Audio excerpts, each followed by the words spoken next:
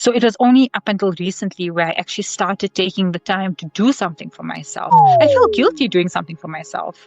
I felt like, okay, you have that last 100 and how dare you spend it on yourself when you got to like put food on the table, for example, you know? But I had to get myself out of that cycle, out of that mindset to say, but hold on, if I'm going to be pouring from an empty cup, I'm just damaging my home more than anything else. I found a good routine. On a Sunday morning, I wake up and I prepare my meals for the whole week. So I don't have to worry about coming home and still needing to cook. I have that time to actually be present with my kids for that moment. I found that he was like not having he had a low self-esteem, and he wasn't like being able to play with other kids. So he needs to know if he got hurt, how did he get hurt, where did he get hurt, did you do something about it? We gotta give them the space to grow and not shatter their confidence.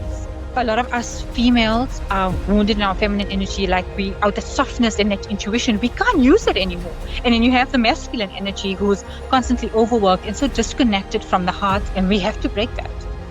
We are a handful of healers, a handful of energy workers, light workers that are really trying to bridge that gap. We just need that awareness that, hey, I am who I am beyond my trauma. Also found that a lot of men are needing and wanting the healing more than the women, because COVID changed something. That women became a lot more stronger and tapped more into their masculine, and then the men fell a little bit weaker and they went more into their feminine. But we all got to just find that balance of masculine and feminine, despite the gender. We all just need to find that balance. I think you get to a point in your life. I mean, at this age, I'm in my almost mid-30s, and I look for quality. I have a small circle of friends now, but I know the quality of that friendship is never going to end. It's never gonna simmer down. It's only just going to improve my life. I think it's also important for our parents' generation to listen in on podcasts like this, for the simple reason that it's too late to heal. Who is there for Nikita? I think what sits on the top of that list is, and that for me just. That ticks the box for me. I love it. Good or bad, they're there to teach you something. To grounding myself, breathing work, bare feet, listening to a meditation, listening to a mantra, and then just bring about that awareness and move on from it. Hi guys. Before we dive into today's episode, I've got a quick favor to ask. If you've been enjoying the conversations here on Zen and Now, whether it's helped you reflect, grow, or just feel a little bit more seen, take a second to hit that subscribe or follow button on whatever platform you're listening on. Subscribing means you won't miss a single episode, and it also helps more people discover the show, people who might really need these kind of real and honest conversations. And if you're feeling extra generous, leave a quick rating or review. It honestly makes a huge difference and keeps the podcast going strong.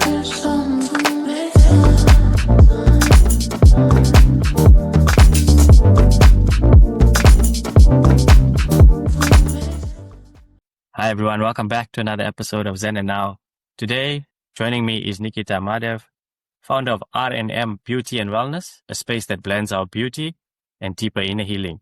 We're diving into what happens when your energy is out of alignment, how to restore harmony between the divine masculine and feminine within you. So take a deep breath, ground yourself, and let's get into it. Welcome to the show. Thanks, Kishen. So Nikita, you reached out to me regarding wanting to chat about, the differences between our masculine and feminine. What sparked that within you? And, can you just give us a little bit of context of why you started R&M Beauty as well? Yeah, sure. So, R&M Beauty and Wellness is not just a salon, right? I really wanted to go like soul deep. So for me, it's a space for transformation.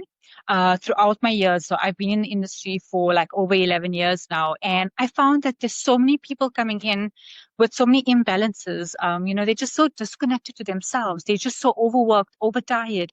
And I wanted to create like a sanctuary for them, where it's the outer beauty treatments, meeting the inner healing, just clients coming in for a facial massage, leaving here feeling lighter in their spirit, calmer in their mind, just feeling so nurtured, feeling so pampered, like they actually matter. Yeah. And for me, it's having your mind, body, and your soul just all speaking the same language. Yeah. So for me, that is what actually, obviously made me want to create a space for them.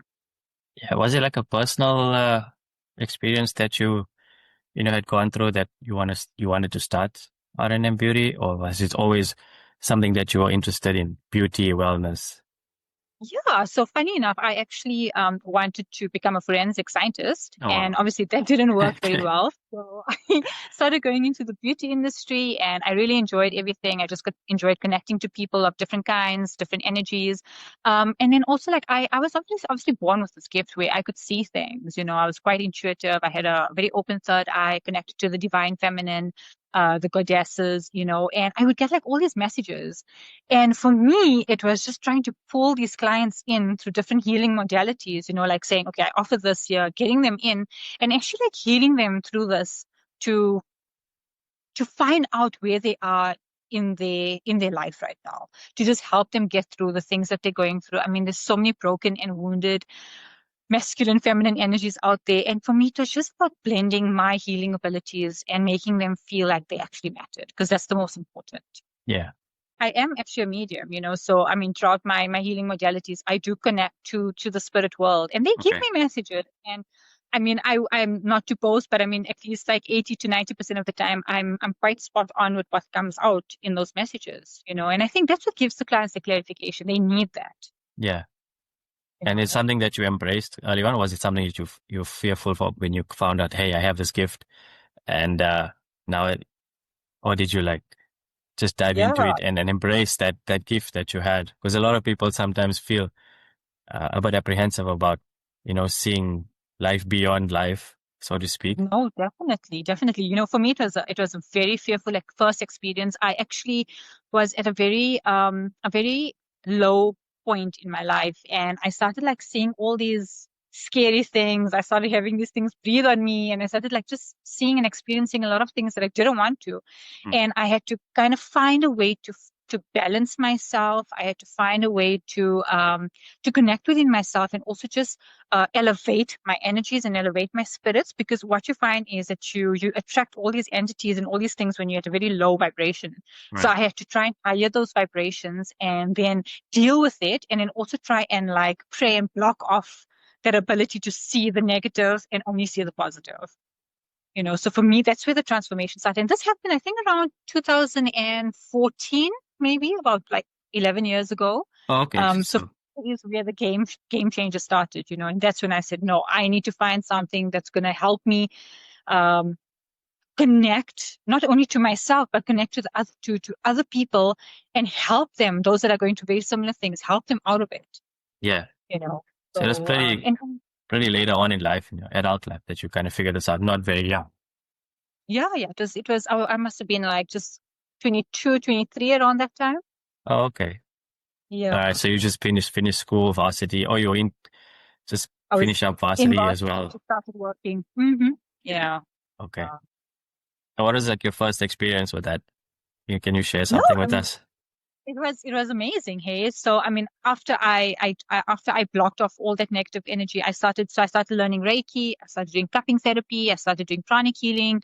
I was getting messages. I was working in shopping centers, and I could like hear all these messages coming through me, and Oh my God. I would approach people and be like, "I'm so sorry, but you know, there's someone that wants to speak to you," and they're like, "Oh, cool, okay, where?" And then I said, "No, it's actually someone in the spirit world that has a message for you, and you know, this person had a heart attack, or this person died, struggled breathing, and this is more or less how the person looked." And people were like shattered. People Right. were so taken back. And I started to incorporate that in my working experience. And that's how R&M Beauty actually came about, where I just wanted to focus on balancing people out and making them be in their truth. Because Yeah. a lot of us are phased out, right? We kind of like stuck in this wounded hustle culture where we overworked and we overtired and we just have to overcompensate our energy, and we forget that there's different worlds out there. Yeah. You Yeah. know, Given the fact so that I mean, born in Joburg as well. I mean, Lenasia, we kind of have to survive in that way because everything is so far, right? We had to wake up early. We had to, get ready early and then hustle out the door, so to speak, in such a way that we don't really have the time for ourselves, especially for morning people. I'm just yeah, speaking from a personal experience. where you wake up at 5:30, and then you're getting ready, especially when later on, like when you're going to varsity or work. Schooling, we were really close to school, so that was generally okay. And Yeah. I get where you're coming from. That hours, 2 hours, you're just sitting in traffic, traveling. You don't really, there's no time for yourself. And then when we moved to Canada, we kind of saw the difference where we really slowed down, where we Mm, take mm, now the time out for ourselves in the morning. Our days start a bit later, which is, okay. I cannot tell you how beneficial that is to anybody who wants to, really slow down. Maybe start your day a bit later and then work later into Yeah. the evening. Because I feel like in the morning for us or for me, I get the time to wake up. I get the time to do my exercises, my gym, whatever it is. Uh, I get the time to just be and then go to work knowing that I've accomplished, X, Y, and Z, but I've done something for myself so I can be there for others, during the day. no, absolutely. No, absolutely. Like I said, we're living in this world where it's just constant doing this hustle culture. And many of us also grew up being told, toughen up and don't be too sensitive and just listen to your elders. And we're trying to break out of that chain. I mean, I have two kids and I absolutely adore them when they challenge me with what they want because they have to learn to become their own people. And we are not our own people. And I think that's where the clash of energy and the clash of culture comes in, is that we actually molded into what society wants us to be. Yeah. Actually, a friend of mine sent me what we were just speaking about, our generational traumas. She sent me a Yeah. podcast from Cute Blackson. I'll send it to, or whoever is interested in listening to it. I'll leave a link in the description below. It's on Apple Podcast or probably on Spotify as well. But it's how to heal your ancestral trauma and transform your generations. I think it's such an important topic. What you're trying to do as well now is similar Yeah. to that. Yeah, no, and I mean, we, like I said, I use the word a wounded energy, wounded feminine and masculine energy quite a bit, even in the work that I do, because what I found is that society has shattered us, it's broken us up, right? And like a lot of us females are wounded in our feminine energy, like out the softness and that intuition, we can't use it anymore. And then you have the masculine energy who's constantly overworked and so disconnected from the heart. So we've forgotten how to just feel safely. And we're also surrounded by people who constantly dismiss the way we feel. Right. Our emotions are constantly being swept up. And all of that takes a toll on us throughout the day, throughout the months, throughout the years, and it makes us who we are now. Yeah. And we have to break that. Do you still feel like it's a bridge too far, or are we getting closer to where we want to be in No, terms of that? I think we're definitely getting closer. We are a handful of healers, a handful of energy workers, light workers that are really trying to bridge that gap. Right. All we need to do is make people aware. We just need that awareness that, hey, I am who I am beyond my trauma. I am who I am beyond my parents' trauma and my family lineage trauma. We are our own people with our own journey, and I think that's where things like your Akashic reports and that come in, and you have people that particularly personalize and specify what they do. They work on that. They figure out who you were in all your past lives, why you struggling with certain things in this life, why you've got certain karma with people. So it's really important for people to become aware of just what they see, Yeah. in the earthly realm. There's just so much more beyond us. I mean, our DNA carries memories from our past life. People need to tap into that. Yeah. When I was born, we all born with trauma. We need to get back into that, find out why we are feeling certain things. Yeah. I think we're getting there. We're getting there slowly through awareness. That's all. Okay. So you're seeing the curiosity come through. The curiosity is coming through from the most skeptic of people right Right. now. Especially at RNM, I find that I attract a lot of skeptic people coming in, and you know what they do? They test you. They test you to see, what can you pick up from me? And Right. then they leave you and they shock through their wits because number one, I don't know a thing about them. They don't know a thing about me, but I know everything that's going on inside of them without them even telling me anything. Yeah. Because you're And just tapping into that energy. I'm just stepping into that energy, and you can feel when someone's off. You can feel when someone's coming in imbalanced. Mhm. When they're coming in, they're looking dull, they're looking stressed, they coming in with this issue and that issue. But when they're leaving here, I know I did my job. I did my job. They're coming back again. So that for me, speaks words. Yeah. So yeah, we're definitely getting there. Yeah. When I was going through my anxious phase of life and kind of figuring things out, I also actually went to somebody similar to your practice, and he went really deep because I had to like really figure out who I was from childhood Mm, and the experiences that I had, and to listen to somebody tell you something that made you think, okay, maybe this could have happened or that could have happened. Hence why in this current form or current phase of life, you're experiencing a bit of anxiety and going through the things that really don't align with you. mm, And, you question it. Is it true? Is it not true? Because like you also want to know, you don't want those things to be true, but of sometimes they course. are. And I guess you have to also make someone feel really calm about their experience of life and also coaching them, like I said, to accepting, because a lot of people, you can tell somebody something, but whether Yeah. they, whether it comes from a good part of yourself or not, they can call bullshit a mile away. No, definitely, definitely. And one of the things I actually do is spiritual coaching. They come in and I do this full-on consultation with them and just figure out what's going on, what patterns are constantly occurring in their life. Where do they find that they're weak or their weaknesses are? Where do they find that they're constantly having issues in? And I actually intuitively connect to them and say, listen, this is now the process we're going through. We take them through their breath work, their meditation. I even do past life regression with them. So we tap into their subconscious, take them into their past lives.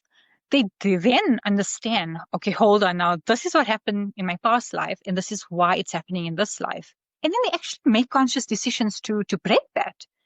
And for me, that actually, I mean, that's excellent for anyone that's wanting to heal themselves. Mhm.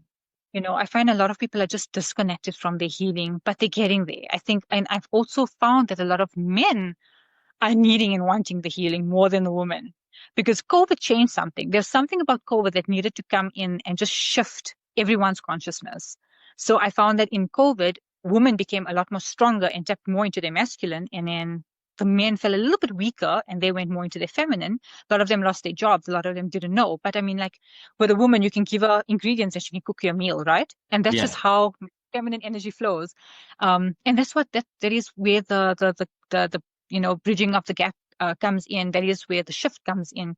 We all got to just find that balance of masculine and feminine, despite the gender. We all just need to find that balance. Yeah. I struggle. I struggle all the time to find the balance, even though I'm a healer. When I'm at work, I'm in my full on balance. But the minute I go back in my home and, I obviously married a man who's full on in his masculine. And then when we met, I was balanced with both. So for me to now sit back and say, okay, hold on, now I got to receive as a woman, I got to receive as a wife, Mm. it was very difficult for me. I struggled to let him into my space Okay. because I was like, why are you telling me what to do? In the meantime, all he needed to do was just balance me out from his Right. perspective. Yeah. And then I had two kids. I have two kids, and up until now, I still struggle to find a balance because I'm trying to juggle being an entrepreneur, a businesswoman, a mom, a wife, a daughter-in-law, a friend. It's a struggle. Yeah. It's a struggle. So for me, just being in my work just gives me that sanity, that peace, that balance, and I try and use that, and I try and project that outwards as well. Where But do I you, guess not everyone's going to always have a balance. You're right. never going to always find the balance. Where do you think we can benefit, or let me rephrase, where do you think before that phase of life begins, we can, kind of nip that in the bud, so to speak, or we can try and get that communication part out early? Do you think the option one would be, couples, like how we do workshops, couples workshops before you get married? Or is it something where uh, you can, during your relationship, have like a one-on-one, like once a week, and then kind of like Mm. talk about what you're feeling and what do you bring to the table? Like, before you get into that serious part of a relationship, because I think it's important to do that up front. I never did it because we were never coached about it. we never saw what that was like. So that we brought all of those toxic traits or behavioralisms into our relationships. And then that carried on and so many issues or so many Yeah. problems occurred. Where do you think we can start that practice? Which phase of So the relationship? I think prior to marriage, it is so important for couples to go for premarital counseling. Okay. And I think prior to premarital counseling, it's important for you as an individual to go through your own counseling, because there's a lot of times where we go through all this like childhood trauma and then we project it in the marriage. But how about healing that part of ourselves first so we don't project it in the marriage? But also, prior to getting into a marriage, understand your partner's love language. Yes. Understand what part of the energy level he's sitting at. Is he a very strong masculine? Is she a very strong feminine? You know exactly where the clashes are going to be. So if she's a woman that enjoys just being in her kitchen and cooking and, just dressing up ladylike and everything, you got to allow and accept that. I think it's all about just awareness and acceptance, because you cannot change each other. The individual needs to change on their own and compromise so that both are happy. Yeah. And I Objectively, you find can that bring to the front.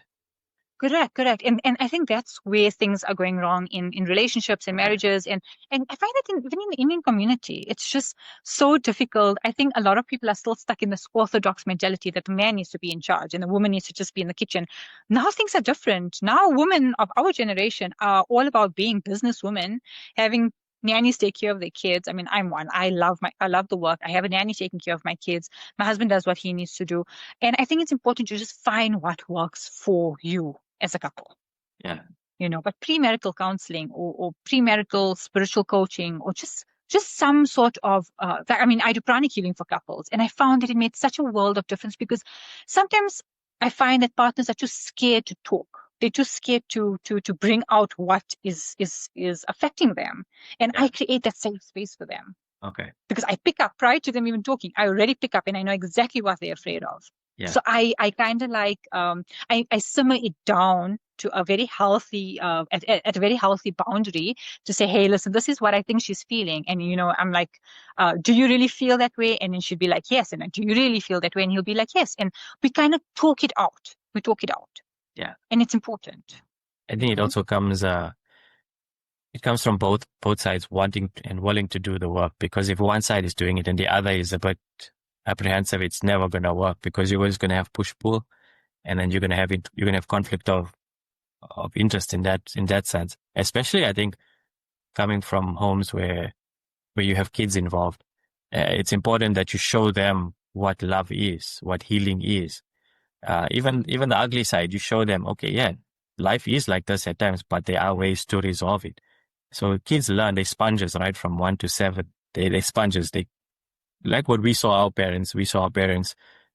They showed affection, but not in a way that, in a way that, The way that made us feel full or yeah, fulfilled us. exactly. Yeah. Everything was boy, I mean, how many times in your home do you see your mom or dad just fooling around, playing around, lovingly? No, not at all. I mean, I think most of us come from I'd class it as broken homes, and I'm not saying it in a bad way, but in homes where we never knew what nurturing was, we never knew what love was, we never knew what communication was. I struggle to communicate up until now. I actually sometimes find myself not communicating at all, and then I burn myself up. I deplete my emotions because I feel like I'm not being heard. And in the meantime, all of this is just childhood projection, because I never was heard. I was forced to grow up at a very, very young age. Okay. Due to certain trauma or childhood issues or whatever it is. So yeah, I mean, anxiety, depression from a young age has been sitting with me for a very long time. And that's why I needed to be that vessel of transformation to help people heal out of that. Would you be comfortable sharing that moment in life with us? I come from a home where my parents never knew how to communicate. My dad had his own, individual personal issues. I grew up seeing him drink a lot. So there was constant bickering, arguments, disputes, all of that. I'm the eldest of 2 siblings. So seeing my brother watch all of that had pushed me to say, hey, I got to be now that safe space for him. And we had to become independent at a very young age. We were in maybe primary school, and we were walking home and we were cooking up for ourselves, and we were doing things because mom needed to work and dad needed to work. And for me, I have a wounded father. I have a father wound because my dad never was there for me. He never attended like my swimming galas. He never attended my dance shows. He never attended my awards. So for me, it's so difficult to have a man come into my space and actually Yes. be like, hey, I want to be present. And you find yourself pushing your husband all the time away. In the meantime, all he wants to do is just be present. Right. And I also seen what my mom went through with her emotions. And I also kind of absorbed all of that and embedded that into my marriage, saying, okay, this is the way they used to fight. Now this is the way I need to fight. But that's just not the case anymore. And Yeah. that's why I'm saying awareness is so important. And I think also just acknowledgement of each other. We both are working hard. We both feel very unheard. We both feel very unseen. It's important to just reconnect every now and then, even if it's just 5 minutes every day, just reconnect and know that you're still in it together. We need to Yeah. just keep reminding each other that we're still in it together, despite the issues. No, I appreciate you sharing that. I know sometimes it's never easy. So thank you for sharing that with the listeners. I think some people would resonate with that as well. I myself, very quiet by nature, Yeah. used to bottle things up a lot. And then when that pressure point comes, it just explodes in an unhealthy way.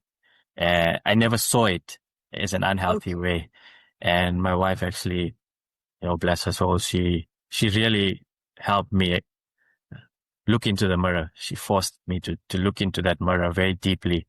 And I'm always grateful for that, because it also makes you want to be a better person. Yeah, we all have flaws. We all have those times where we snap and we think to ourselves, we could have done better in that moment. But there's always time to reflect upon it and try and do better the next time. It's never easy. We're never going to be perfect. Don't get me wrong, guys. What we're saying is, you're never going to get, when you go through these healing journeys, it's not about being perfect. It's always just about improvement for me. Improvement. And also just living in your truth, just knowing that you don't always have to have it right. You can go wrong. You can go wrong for a whole year and then things can come right. Exactly. I think that it's just about, we need to stop dismissing the way we feel, and we need to stop surrounding ourselves with people that dismiss the way we feel. Yeah. Because how you feel and how I feel is completely different, even though we may be going through very similar situations. And funny enough, I was talking about this father wound. My dad and I are like inseparable right now. We have healed so much, and I'm like the most closest to him right now. And I think he learned and he grew out of this through obviously awareness to say, now he has 2 grandchildren. So for him it was, I missed out on my children's part of their life. And this is my chance to now make it better and be part of my grandchildren. Yeah. So people can heal. Kishen, like you can heal. You can get out of that trauma. You can do better. You can be better. Yeah. It's your individual choice and decision. Still kind of sucks for you in a way, because you wanted that. No, I mean, in the sense that it would have been lovely to have that, this dad or this granddad for you. Correct. Understand what I'm saying? I know it's part of his journey. He's now seen that, okay, I've become aware, but something was lost along the way, which is also, it's a bit of a sad and sweet. It's like a bittersweet moment. Like bittersweet. Yeah. Yeah, I know, but I mean, like I said, he made this decision to now be more present, and I think that's what we need presence. Okay. And that's good. No, well done to your dad for that, because I think a lot of parents still are hiding or don't want to accept that, the part that has been played, and they can do something about it now, and just what is left of their lives and our lives, just to reconnect in that way. But it also comes from them. You can hold their hand and take them to the water. How they drink is up to them, and every individual is like that. It takes you that extra energy just to say, hey, let me drink this water and fulfill and put myself in that situation now where I can say, okay, my cup is getting full. And I would like to keep it that way. Yeah, no, absolutely. I think for me also it's like just experiencing three different cycles of life. I've got my kids who are just starting their life, and then I'm going to this midlife, journey, and then like my dad is going towards the end of his journey, So it's very bittersweet. Every day you wake up and you're just like just so grateful to be able to be part of all of this, Right. just yeah. Who keeps you, or what keeps you supported? Or let me rephrase that question is, who is there for Nikita? Kishen, that's the thing. I have a very handful, a very, yeah, I literally have a handful of people that I can say that are genuinely present in my space. I'm very grateful for my mom. My mom is just like the epitome of motherhood. She has been there for me through good and bad, I mean, yeah, she literally keeps me grounded. My mom's sister, she's there. My mother-in-law, I absolutely adore her for everything that she's been through in her life. She's also she's like my best friend. So she really keeps me grounded. I've got a good amount of friends that also just keep reminding me of how worthy I am and what a good job I do. And I think what sits on the top of that list is um my children, my husband to an extent, and my clients. You know, my husband, I'll tell you why, because he challenges me every day, and he brings about something new every day within me. Every day he teaches me something new about myself, something new that I never knew I had, or something that I knew I had, but I just was too scared to tap into. Right. My children, I mean, I've got a toddler who's 4 years and I've got a baby who's 14 months, and they are literally just the definition of cherishment. They mean everything to me. They literally keep me grounded as much as I'm sometimes, trashing on them or shouting them, but they keep me grounded. They give me reason to live. They give me a reason to say, here's your opportunity to not be and do what your parents did. Yeah. Here's a new beginning, and this is what I want. So my children are everything to me, and my clients. Every single person that comes into R&M, beauty and wellness, in this space walks out with something amazing to say to me, and that for me just that ticks the box for me. Yeah. So I have a range of things that just keep me balanced, that give me purpose, and that's it. I love it. I love it. I love the people that I'm surrounded by, good or bad. You have people that really, really challenge you and really just, those are the ones that you need to set the boundaries with, but they're there to teach you something. So for me, growing and learning every day is very important. Okay, cool. Yeah. Protection. How do you protect Protection. yourself from all the energies that are within your space? Because it's an important question. It's easy to give, but you also need to Yeah. protect yourself. Yeah, no, look, I used to feel very depleted with the work, and then I started just grounding myself. It's just simple things like, putting your hands on your heart every day for like 2 to 3 minutes, just, saying, thank you for the day ahead. Thank you for the day ahead, thank you for yesterday, and thank you for tomorrow. Just doing like breathing work, just sometimes sitting in silence and just focusing on your breath, grounding yourself on the grass, bare feet, listening to a meditation, listening to a mantra. I connect to the divine goddess. So for me, just taking her name and just saying, you protect me, protect my auric field. If there's anything bad, just let it bounce back off. But for me, I think it's just, I keep reminding myself that there's this inner light that's there and it's never going to leave me. And that is my protection candle. Yeah. So for anyone that's feeling disconnected, like it's so important to just come back to yourself, just like pause, just breathe, and just, ask yourself at that moment, what do you need? What is it that you really need right now? And if you just had, for example, an argument with your partner, all you need is just a bit of peace, just a bit of peace. Come to terms with what has happened, figure out, is it something that's going to affect you going forward? Is it something that just happened at the spur of the moment that can be forgiven and forgotten? And then just bring about that awareness and move on from it. Yeah. And not hold the judgment or grudge too long. Not at all.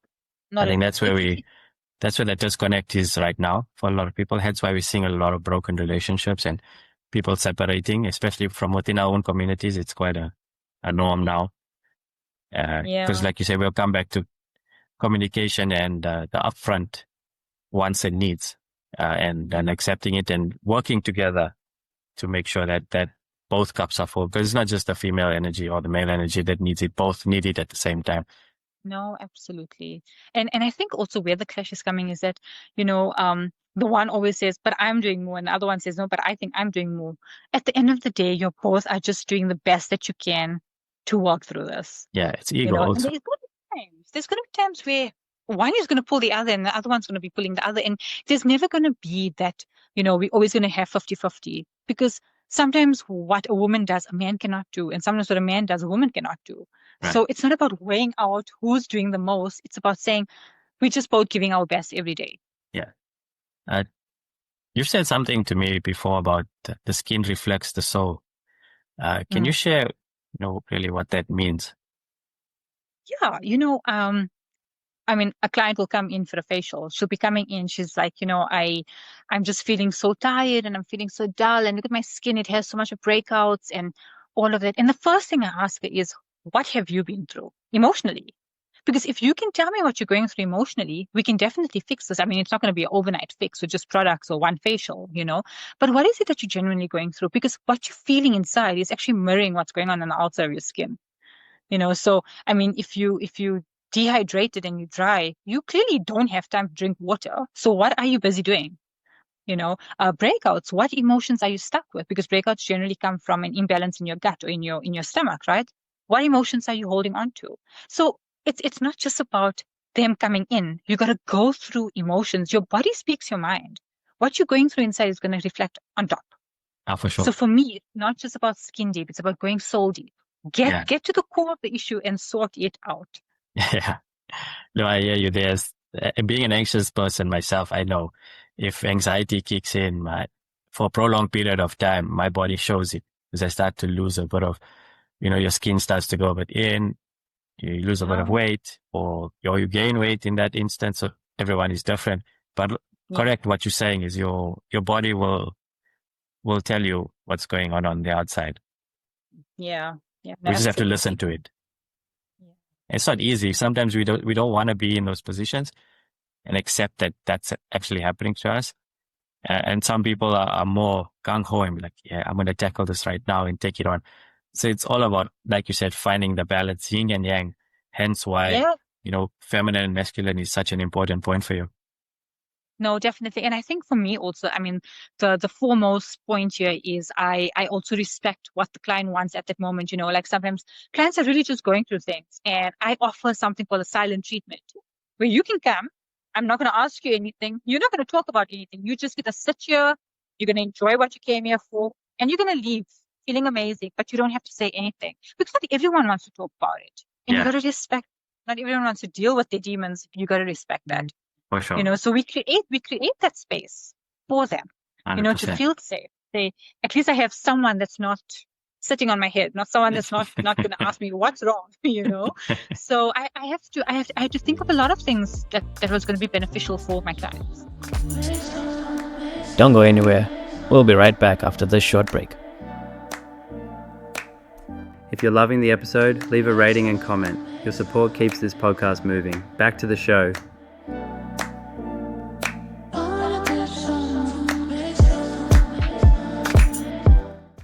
It's important that we both, the male and female, well, I'm not trying to be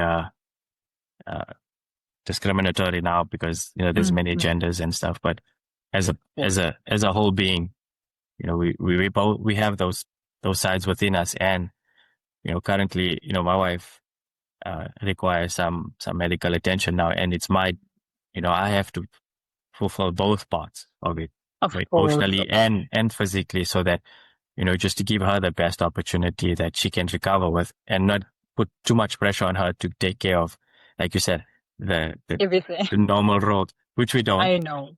Yeah.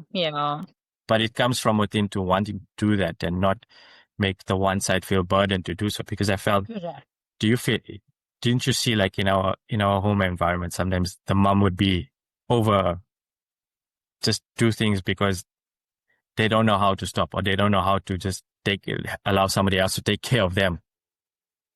Yeah, yeah. Funny enough, it's the moms that actually have the wounded masculine energy on them Yeah. because they're always over catering, overworking, overgiving. They're burning themselves out. Up until now, I find there is so many women from the ages of 40, 50 plus that are still stuck in that. Hmm. They are still stuck in, and they cannot I don't understand how they're not coming out of it. That is why I'm saying it's so important for our generation to actually break that so that our kids don't go through that. Yeah. I find myself doing a lot more than my body can actually handle sometimes. And it's until I actually start feeling physically sick. And that's when like my guides say, well, we told you so. We told you needed to slow down and you did not listen.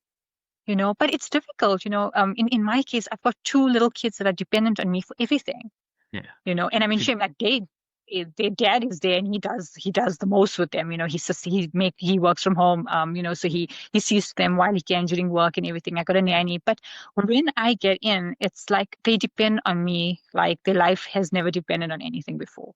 Right. So I am like, you do feel very depleted, and I have to keep reminding myself, okay, hold on, you're tired, go to sleep. Or just go and take that rest, go do something for yourself. So it was only up until recently where I actually started taking the time to do something for myself. I felt guilty doing something for myself. I felt like, okay, you have that last 100 and how dare you spend it on yourself when you got to like put food on the table, for example, but I had to get myself out of that cycle, out of that mindset to say, but hold on, if I'm going to be pouring from an empty cup, I'm just damaging my home more than anything else. Well, think of the annotation of the plane, right? Yeah. If something happens, Yeah. they always advise you to put your mask on first before you help First. others. Absolutely, absolutely. And I've really started being aware and being more conscious of the decisions I make for myself. So if I am tired and I can't cook, it's like, no, sorry, we're getting takeout. Or if I am tired and I can't do something, sorry, you guys need to sort it out yourself. There were times when I used to observe my grandparents and think to myself that was normal, the way they used to treat our parents. And nowadays, when I look back at them, I wish I could go back and just say something. Yeah, no, absolutely, absolutely. I still find our moms are stuck in that whole cycle of overgiving and overdoing, and they just don't stop. I mean, how much of work could there possibly be that you got to be in the kitchen from the morning till the evening? And it's There are stubborn women that out there. it's stubborn as well because they don't listen. So, I mean, I found a good routine. On a Sunday morning, I wake up and I prepare my meals for the whole week. So I don't have to worry about coming home and still needing to cook. I have that time to actually be present with my kids for that moment. Everything is in the fridge, just like warm it up. And that's how life has become, And you know? one question I want to ask from you is, when your kids are hanging on to you, Mm. is it difficult to separate yourself from them and allow them just to be, or do you feel guilty about separating from them, telling them, hey, mom needs time now, I need to recoup and recharge, and without feeling the guilt? Without feeling the guilt. Yeah, look, I mean, The reason it's difficult being present the reason I 24/7 for asked them. the reason I asked this is because I've seen a lot of they call it helicopter mom. Oh, yeah, yeah, yeah. And So it's speaking difficult of for that. helicopter, yeah, no. So I used to be like that. I won't Okay. lie. I used to be like that. But then I found that it was damaging my son. Okay, I found that he was like not having he had a low self-esteem and he wasn't like being able to play with other kids. We would take Okay. him out to play areas and he wouldn't do anything. He wanted mom or he wanted dad all the time. And my husband is like that. My husband needs to know, he micromanages. So he needs to know if he got hurt, how did he get hurt? Where did he get hurt? Did you do something about it? And I'm just like, they kids, they're gonna have their own journey, they're gonna grow to be their own individuals. We gotta give them the space to grow and not shatter their confidence. Because if I'm not shattering his confidence, I used to take him to mom centers and I used to want to do all the activities with him. And then one day I just step back and I'm like, hold on, if I'm going to constantly do for him, how is he going to learn and how is he going to grow to be independent? Right. So he slowly started. I started like stepping back. I found hubby started stepping in more. So I obviously, I mean, that's where the clash is also coming from. We got to just allow kids to be. We got to allow our kids to be. My second one, on the other hand, is like she does not want anyone playing with her. She wants to do everything on her own. She wants to eat on her own. She does everything on her own. And then versus my first one who still wants me to feed him. He still wants me to do this. And I think that's just their love language towards a mom and dad. They just want that connection for that time. So, but when I am exhausted, I do take that time to say, mom's just going to have a quick shower. I'll be back now. Okay. I always just give them that reassurance that mom's not going anywhere. I'm always going to be there with them. It's so funny that you say micromanaging the kids. Growing up ourselves, I don't think we would have liked that because in our era, there's no social media. There's no digital age. Playing outside. Playing outside. Playing marbles. Cracking our knees and our scraping this, and we wear our scars as trophies. As trophies, no. And that built character, right? It built us as characters and gave us a bit of resilience in that way. Do you feel the modern age parent is trying to overcompensate or overcomfort the kids of today? I think it's an important conversation to have because I really want to understand somebody who does have kids in this day and age. Why do you think that is, from your perspective? I do. So I'll give you an example, like hubby and I. So for me, my kids need to be their own people. I want my kids to be independent. I enjoy people being dependent on me, but I also want to encourage people to be like my kids to be independent. So I want them to learn to do things on their own. So I mean, obviously there's things that we have to give them. We've got to guide them. We've got to give them to a certain extent, Sure. which I feel I'm working through. And then you get hubby on the other side, whose intentions are so pure. He's like, no, we need to make sure we invest for them. We need to buy them homes. We'll rent it out. We'll collect the money. And, by the time we retire, we need to have 3 homes, one for me and you, one for our daughter, one for our son. We're going to give them everything. So he's got it. He wants to give them all the brand names. He wants them to grow up with what we did not have. I absolutely love and respect that by all means. Okay. But there's a difference. There's a difference between knowing that it's a reward that they're getting for when they're being good children, when they're listening to mom and dad, when they're helping with chores in the house, versus some kids who are just so entitled, who think that they don't need to work for a thing. And I'm saying kids in the sense of as early as 4 years old, you should already know what chores are. You should already be cleaning up your toys. You should already be doing certain things. You will get a reward at the end. Yeah.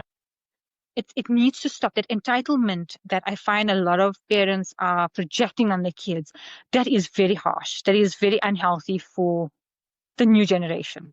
Yeah. And it's also going back to that. Sorry, just give me a second. I just want to close this.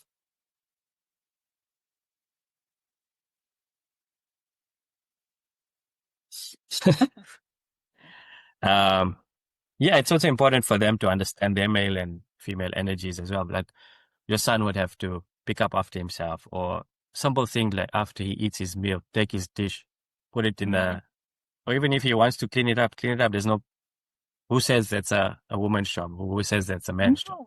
It's your job. It's your plate. It's clean it up. It's fine. Exactly. That's and I mean, kind of thing. they're not going to get it right in all aspects, No, right? for sure. He'll have his bear at the bottom of his little teddy bear at the bottom of the couch, and I'll be doing dishes, and he'll be like, "Mom, come and give me my bear," and I'll be like, "You take it yourself." But then sometimes I'm washing dishes, and he'll be like, "Mom, but I want to do the dishes."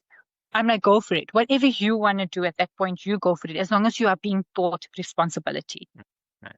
A lot of kids are not being raised with responsibility, and that scares me because I've been dealing with a lot of teenagers and a lot of children that are going into high school where simple things like simple hygiene is not on the cards for them, right? Yeah, I've seen a lot, yeah.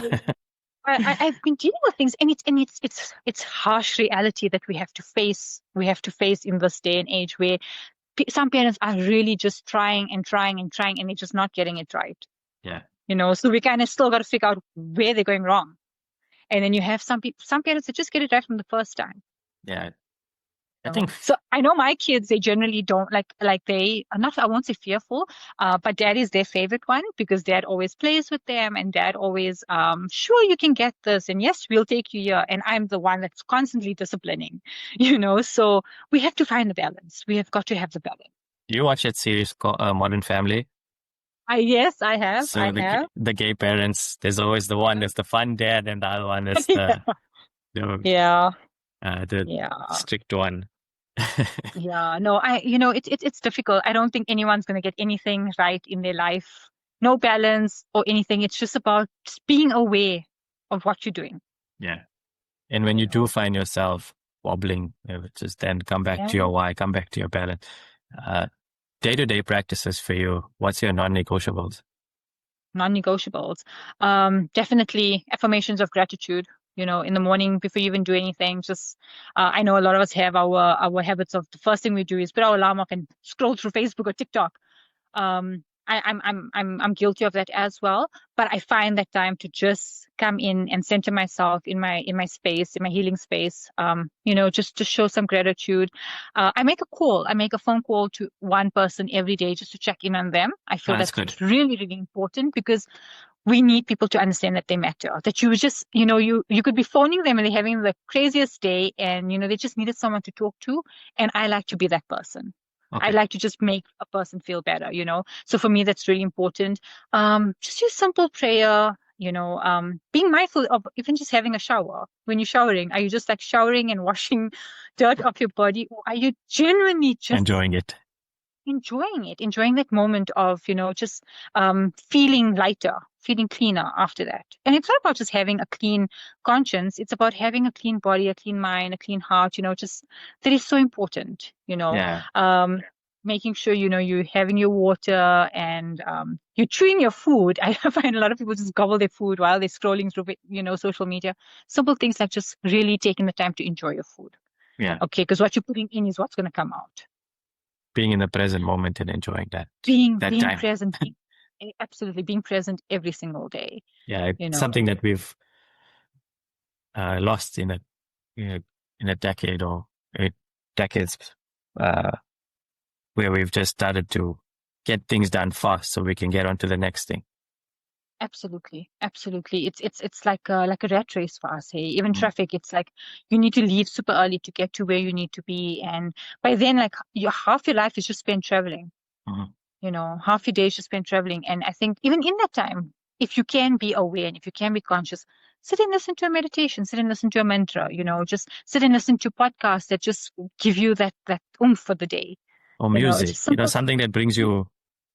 Exactly. I mean, it feeds Yeah. your soul, right? So you Yeah. just want to do what's good for you. Do what's good for you. Don't shy away. If you feel you really just need to go and play pedal and smash balls, and that's going to make you feel good, you go for it. Yeah. Do what makes you happy because you're living your own life. You're not living on anyone else's terms. Yeah. I mean, we do have responsibilities for other people as well. However, also we have responsibility to ourselves that we make ourselves feel full. And also, if somebody is a bit stuck in that way, you help them, guide them along, and provide them the options, and let them choose which one is best for them. I think that's what you do at R&M is you give them, you're not telling them what to do. You're providing solutions, you're providing options, and whatever is on the table, they can choose. Oh, hey, okay, let me go and meditate. I'm going to choose sport. I'm going to You're choose giving them the something. awareness. It's about giving them the awareness to say you now know why you're going through it. What can you do to help yourself? You're paving the path for them. That's what you're Mhm. doing. You're paving the path for them. Right. And, when you began this journey for yourself, did you see a difference from Nikita, say, 15, 20 years ago to who she is now? Yeah, I have. I have. I was bullied in primary school and high school, to an extent where it really put me in a dark place. And at that moment, I was obviously seeing counselors and psychologists and stuff like that. And I thought to myself, like, it's we need people. We need people out there. And I wanted to be that person. And sad reality is, and up until now, I still go through that. Like I may have all these people that I mentioned, prior when you asked me who do I have, but there's days, there's times, there's moments where I really feel lonely. I Hmm. feel like no one understands the extent of what I feel right now. But then that also comes from me absorbing my clients' energies. Hmm.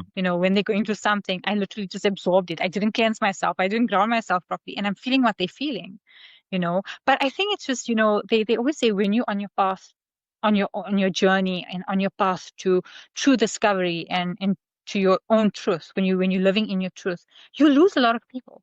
Oh, for sure. A lot of people will not align with you. A lot of people will not resonate with what you're going. Up until now, like I sometimes have to remind hubby, hey, I'm a healer. This is what I'm doing, And he'll go to other healers to go and find out exactly what I could have just told him. So for me, it's lonely. It becomes lonely because no one understands what you're going through. So yesterday we had this conversation, and he asked me, he says, did you have an imaginary friend? We were watching the movie If, on Netflix. And Oh, I said, yeah. I don't have an imaginary friend, but I do have an imaginary life. And I do have imaginary people that I talk to. And then he asked me, he says, so why do you have a family of your own? And I said, I didn't have an answer to him, because even when I'm with my family, sometimes I feel very lonely. That's a deep But question from your spouse. it's very heart shattering. I only literally speak to spirit. I just sit in and listen to what they say and what they tell me to do, and they guide me. And I mean, not only just with clients, like even at home, sometimes we'll have like a bit of an argument or something, and I'll just hear one of them say, just keep quiet, and I'll keep quiet, and I'll ground myself, and then like I try and come back to my senses, and then the one will tell me, okay, can you just go and apologize right now? It was such a silly argument. And I'll go and apologize. And it just made the world of difference. So it does get lonely. Being on earth, being around people gets very lonely. So for me, it's just, I got to connect to what I'm comfortable with. Yeah, I hear you. Similar to myself as well, bullied in high school. Yeah. Didn't really enjoy that time of life, but like yourself. If you don't mind me asking, what were you bullied for? Oh, I was bullied for my nose, for my physical appearance, and just called a whole lot of names, and every single day. I think I didn't understand it at that point in time. At that point? Still don't right now, but I accept that was part of my learning journey of who I am right now. Is like yourself, you want to make sure Yeah. everybody's okay, but sometimes who's there for you? Exactly. Yeah, Exactly. I understand exactly where you're coming from. When you said that, it resonated quite a lot, and I think a lot of people would resonate with what they're feeling in that moment or when they went through that phase. And it was the worst time of my life. Like I say it openly and honestly. But when I left high school, I think when a phoenix is reborn, I really felt I came into my own, because then I met, I was surrounded by people who actually love me for who I am. And till to this day, we're very good friends. Good. That's amazing. The funny thing is they're only females. No, I mean, that's an amazing balance, right? Right, they're only females, and they're my best friends. And yeah, sometimes they don't check in, and I check in on them. But we have this bond, and we have this honesty about ourselves. And when something is not right, they will tell me, and something is not right, I will tell them. Yeah. But we don't take it personally, because we understand that the love and the bond that we have is something that I cannot express how gratitude and grateful I am to them. Similar to my wife as well. Yes. And I have like you said, we have a very small community of now who's within our inner circles, and that's okay. That's okay, because growing up we want to fit in. Hence why when you said hygiene for young kids, it took me back to, we observe a lot of the kids there in Toronto, and they're all the same. Yeah. It is just about fitting in and not feeling that isolation that kind of like we felt when we were being bullied. Like you ask yourself, I asked myself, why am I being treated this way? All I wanted to do is just be accepted by my peers and my friend, and not friends, but my classmates or whoever. Yeah. And thankfully, I had an outlet of sports to express that how I was feeling. Because if I didn't have that, that's why I make this important for whoever's listening. If you don't have something to as an outlet, it becomes very difficult to manage those emotions. Hence why we go down the route of depression, anxiety, and then eventually, unaliving yourself.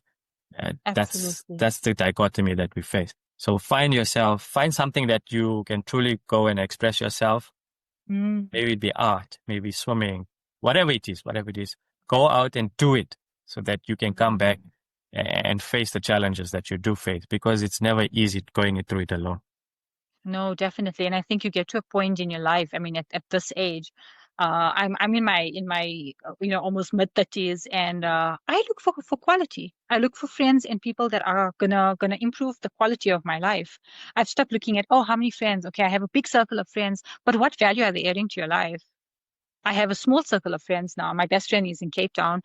Absolutely love and miss her. And we catch up and we check up on each other, like even if it's once a month. But I know the quality of that friendship is never gonna end. It's never gonna simmer down. It's only just gonna improve my life, Yeah. you know. So it's really important to just have a quality life. And I'm not talking about material things, I'm talking about people. Because people, how do I say, people are the ones that push you on your journey, and you either straying away from your journey because of them, or you're going on the right path because of them. So it's really important to just have quality people in your life. Quality over quantity. Quality over quantity, absolutely. Yeah. Oh. And hence why these conversations are important right now for the generation right now, even the previous generations, the lineage, and going forward in the next generation. It's we're breaking down those kind of toxic or like taboo topics when we couldn't really speak about it openly, honestly, without feeling guilt or rejection or, sometimes misguidance in that sense. Yeah, Where, absolutely. don't get us wrong, we're not professionals in any form of way. We're not imparting any form of, educational or professional knowledge. It's just speaking from our own experiences.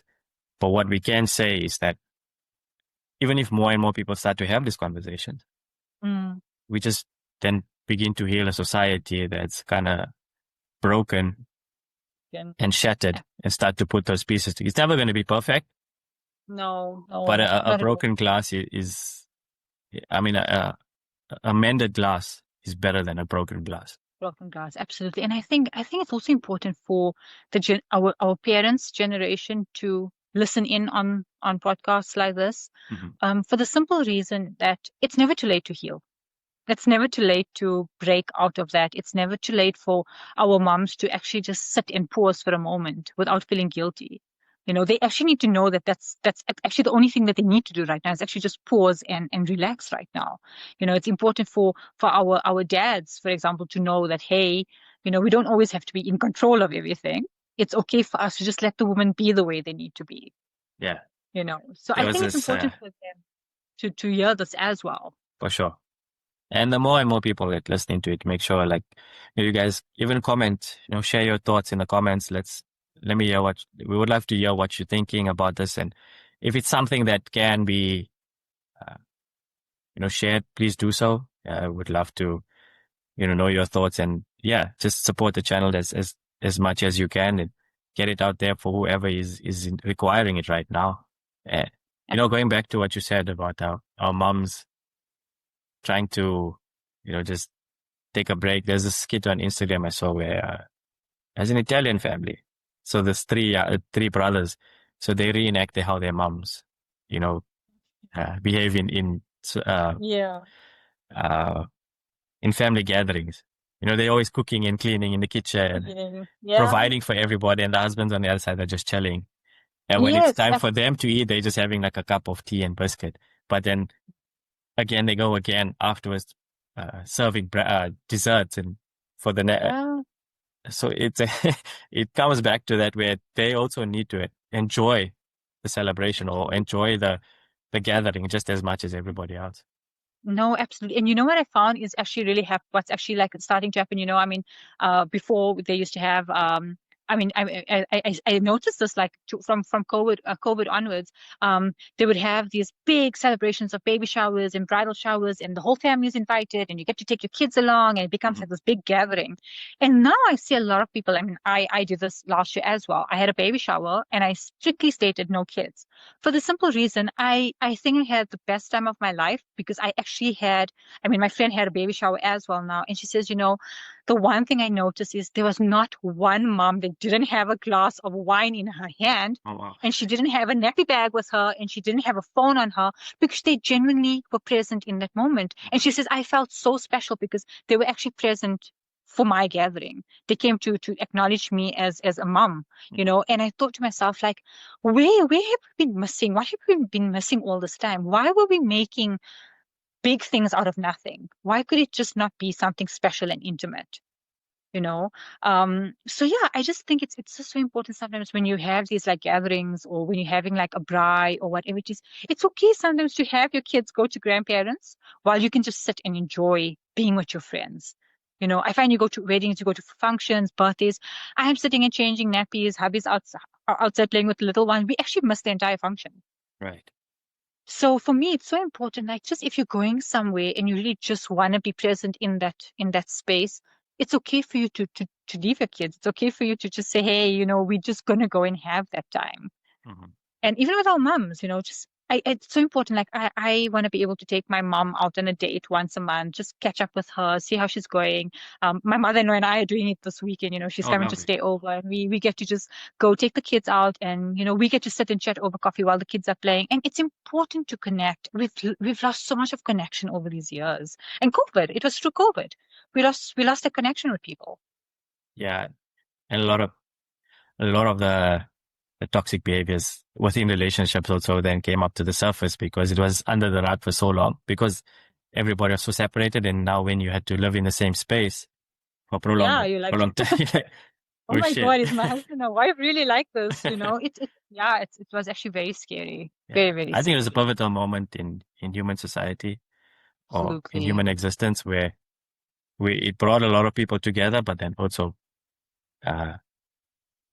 separated a lot of people. But that's what's meant to happen in that way. Yeah, from what my intuition and my guides were saying, it's like COVID came to cleanse Earth.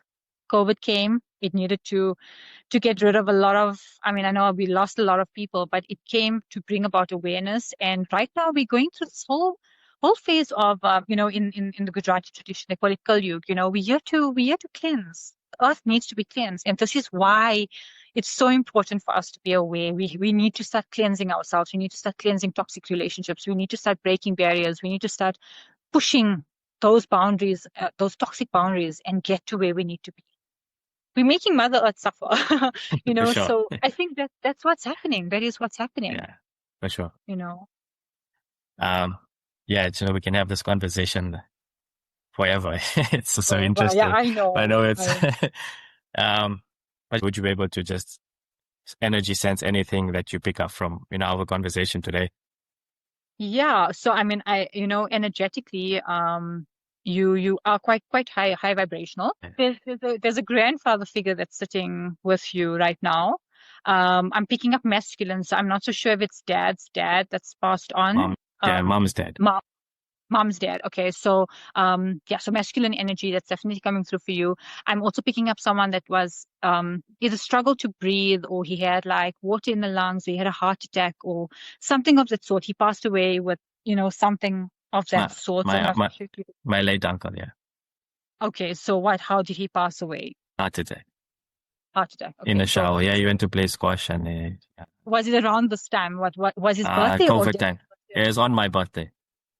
Okay, which which month? 24th of April. April. Okay, so I'm looking at someone that had passed away. So we're in November, so like September, October, November, December. Could be I'm picking up a grandfather that could have came, come through. Maybe my dad's dead. Dad's dead. But he wasn't well.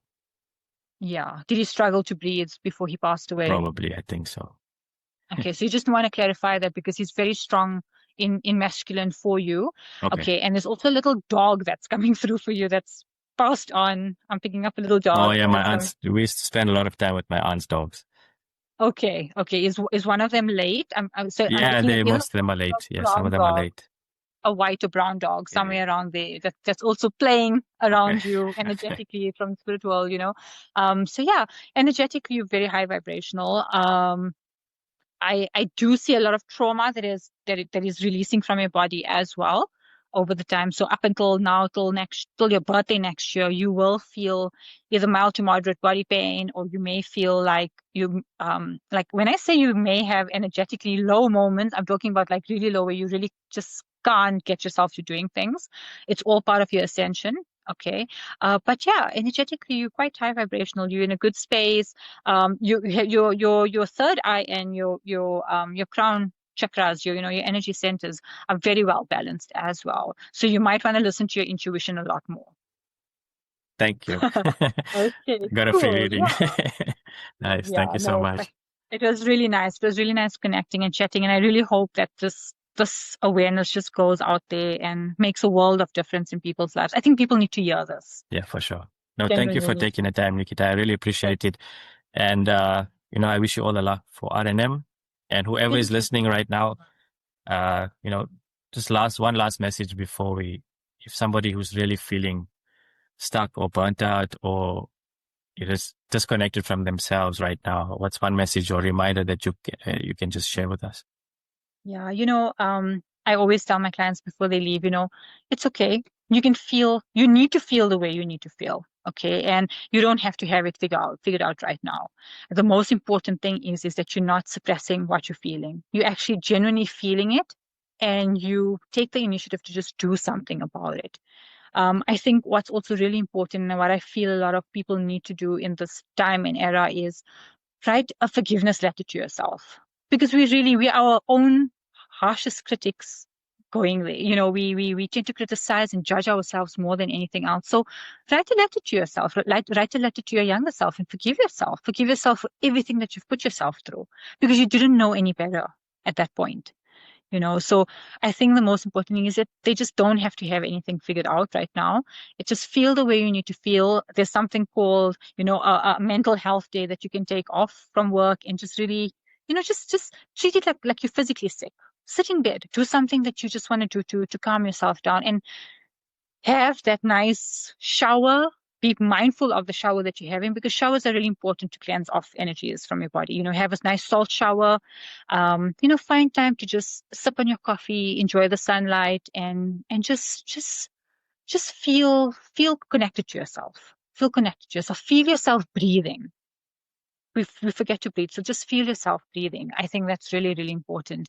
Balance yourself. Balance yourself, yeah. And I'm not so sure if this is the space for me to obviously share something really exciting. No, so go ahead. Can I? Okay. Yeah, So for sure, tomorrow I'm actually going into the SABC studios. I will be shooting for the Real Health TV show. I'll be doing 2 edits for them. Where I'm also going to be talking about energy, and I'm also talking about skin reflecting deep from within. So I'll be doing, obviously, like I said, two shows with them. So I would like to obviously, let them know when it's going to be streamed, also just so that they can. I'm going to be going a lot more in depth with energy as well. So yeah, I think it will be nice for people to just connect and watch the shows when they are aired. I think it will most probably be next year only, but just to let them know that RNM is all about getting out there and being big and doing good things and doing big things. Congratulations, that's amazing. Thank you. And yeah, I have been on this show 4 times already, so it's just getting better. It's just getting better. No, that's amazing, and I wish you all the luck, and can't wait to see it. Yeah, please share that recording when it does come out. I know probably a lot of people won't listen to this part of the message until it comes out. So please do so. Yeah, it'll be too early for that, but please do so, share it. And when it does so, I will share it on my socials as well. So sure. Thank you so much. I really appreciate this podcast. I really appreciate just connecting. It feels so nice to get a lot of things off my chest. You're welcome. That needed to be said. So thank you. You're really welcome. Appreciate it. Thanks, Kishen. You're welcome. Big thank you, Nikita, for sharing your wisdoms and light, and RNM Beauty and Wellness for showing us that healing starts from the soul outwards. And if this episode spoke to you guys, take a moment to share it with somebody who needs to hear it today. And remember, you guys know the drill. Like, share, and subscribe. We'll just keep the podcast growing, and I can bring you a lot more inspirational people like Nikita. And until the next one, guys, stay balanced, keep your breath, and stay zen. Thank you. Thanks, Kishen.